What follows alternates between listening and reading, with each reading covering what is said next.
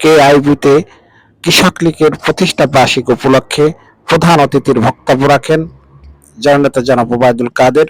তিনি বলেন যে বাংলাদেশের উন্নয়নকে রুখে দাঁড়াতে বিএনপি বিভিন্ন রকমের গুজব ছড়াচ্ছে, সে ব্যাপারে আমাদের সজাগ থাকতে হবে। এ কথা বলেন সেতুমন্ত্রী ওবায়দুল কাদের এমপি।